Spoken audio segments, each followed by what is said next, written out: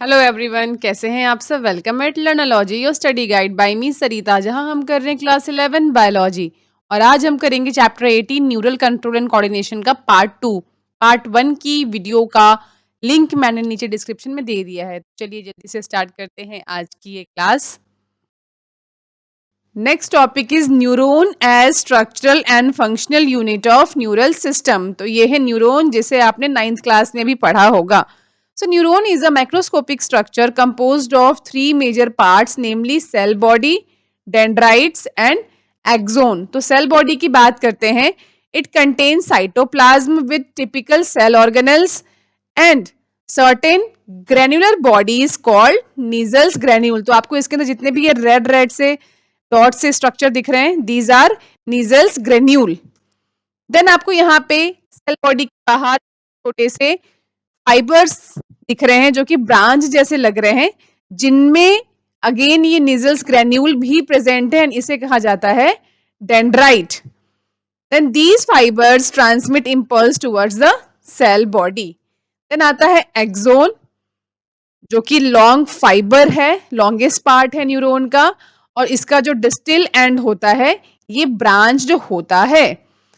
Each branch terminate as a bulb like structure. तो आपको यहाँ पे ये बल्ब लाइक स्ट्रक्चर दिख रहा है, which is known as synaptic knob, possess synaptic vesicles containing chemical called neurotransmitters, जिसके बारे में डिटेल में हम आगे पढ़ेंगे।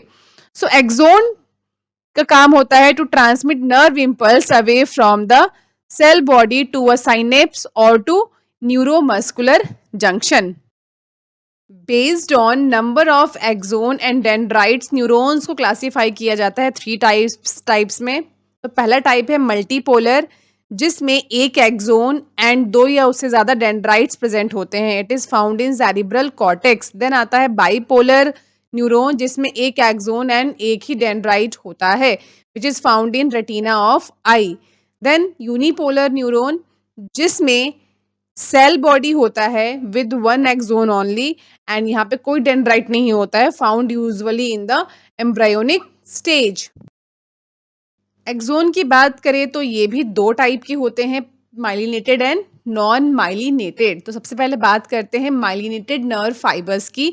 सो these are enveloped with Schwann cell. यहाँ प्रेजेंट होते हैं श्वान सेल, जिसके आपको ये ब्लू कलर दिख रहे हैं, these are Schwann cells form a myelin sheath around the axon. इसी को कहते हैं माइलिन शीथ। तो गैप है between the 2 adjacent myelin sheath, इन्हें कहा जाता है नोड ऑफ रेनवियर, है ना। 2 श्वान सेल के बीच में जो आप ये गैप देख रहे हैं, इसे कहा जाता है node of Ranvier, which is found in spinal and cranial nerves. Then आता है अनमाइलिनेटेड या फिर नॉन माइलिनेटेड एक्सोन या नर्व फाइबर। तो it is enclosed by Schwann cells that does not form any myelin sheath. तो यहाँ पे कोई माइलिन शीथ नहीं होता है around the axon, and it is found in autonomous and somatic neural system.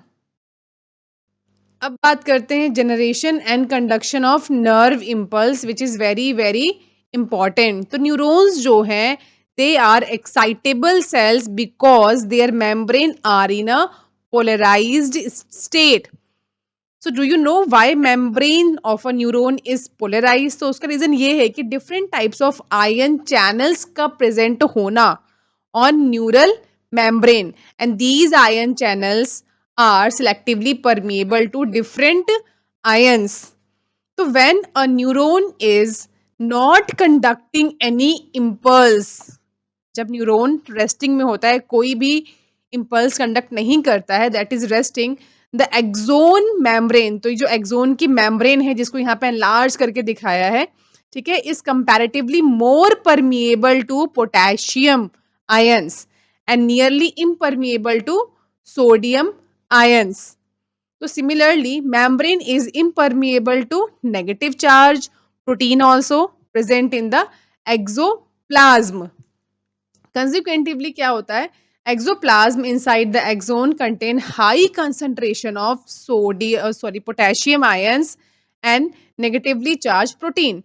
and there is low concentration of sodium. Now in contrast क्या होता है, जो फ्लूइड प्रेजेंट है एक्सोन के बाहर, they contain low concentration of potassium and high concentration of sodium. So these create a concentration gradient.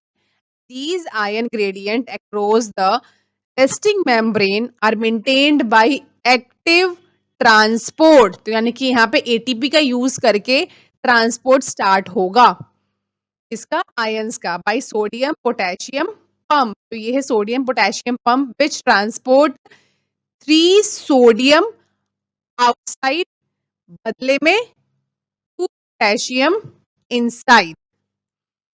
As a result जो outer surface है axonal membrane का, they possess positive charge while the inner surface become negatively charged and therefore polarized. तो ये हो गया हमारा membrane polarized.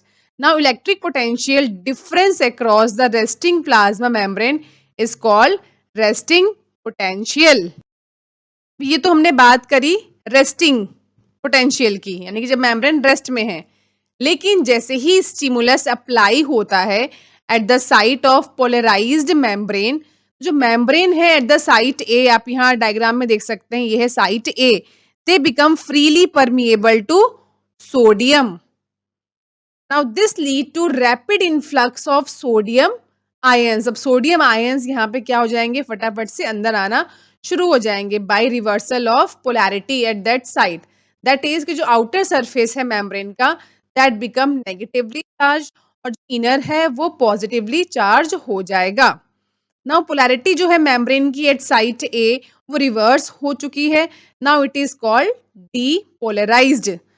Now electrical potential difference जो है across the plasma membrane at site A is called action potential. है ना, पहले रेस्टिंग पोटेंशियल था, अब क्या हो गया, ये action potential, which is in fact termed as a nerve impulse. इसी को नर्व इम्पल्स कहा जाता है. अब आप साइट बी पे देखेंगे, तो साइट बी जो है, जो कि जस्ट ए के बाद में है, यहाँ पे जो एक्सोन मेम्ब्रेन है, it has positive charge on the outer surface and negative charge in the inner surface.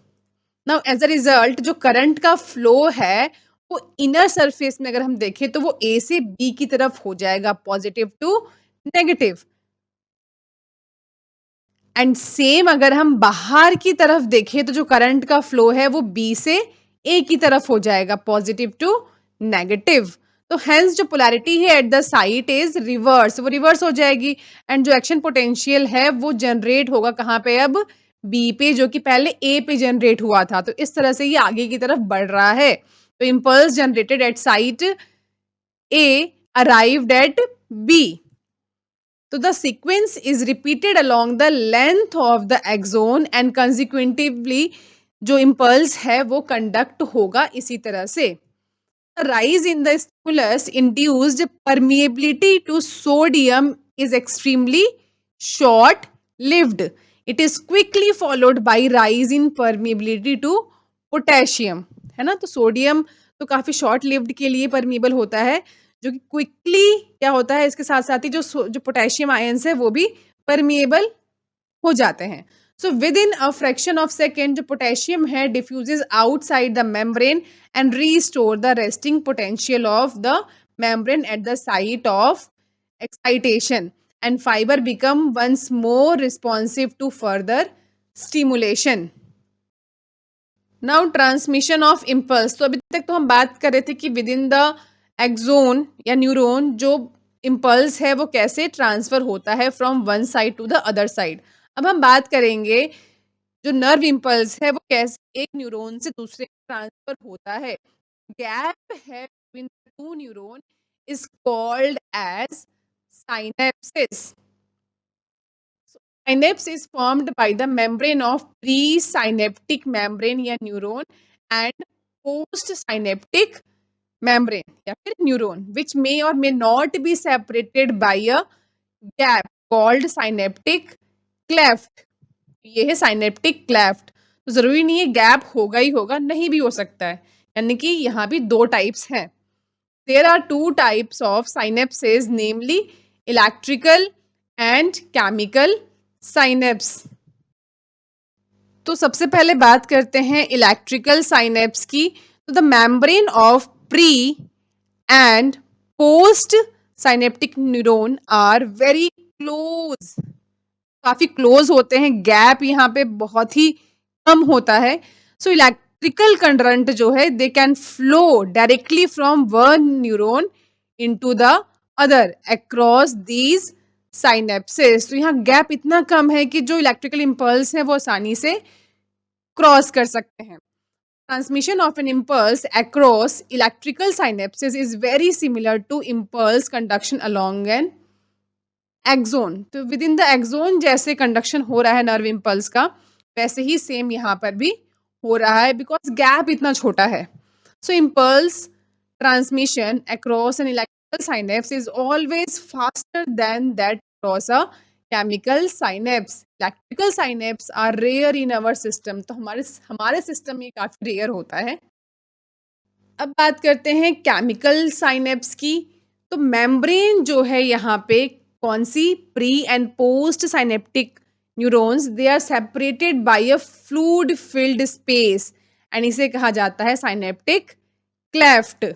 So do you know how the pre synaptic neuron transmit an impulse across the synaptic cleft to the post synaptic neuron? तो इसी की अभी हम बात करेंगे। तो होता क्या है, जो केमिकल है यहाँ पे उसे कहते हैं neurotransmitter that are involve in the transmission of impulse at these synapses. तो एक्सोन जो टर्मिनल है, यानी कि जो बल्ब अपीयरेंस एक्सोन टर्मिनल है, they contain vesicles which is filled with these neurotransmitter chemicals, and when an impulse, that is action potential, arrive at the axon terminal, ये stimulate कर देता है movement of synaptic vesicles।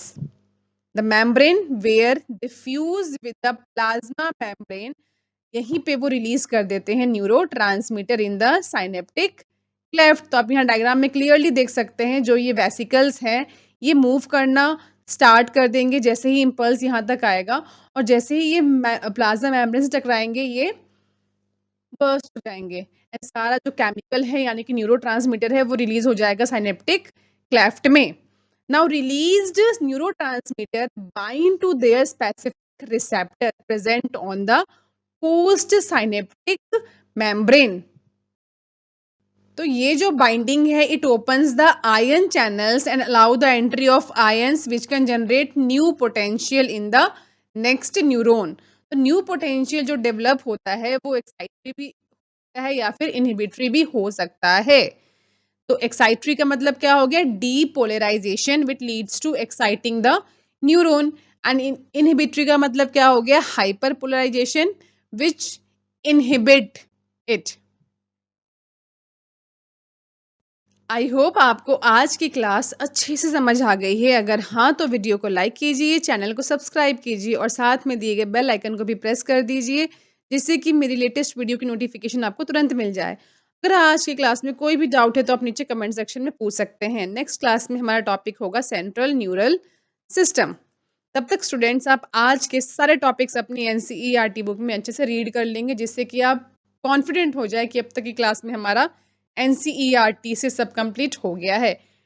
Till that stay healthy, stay happy, see you soon.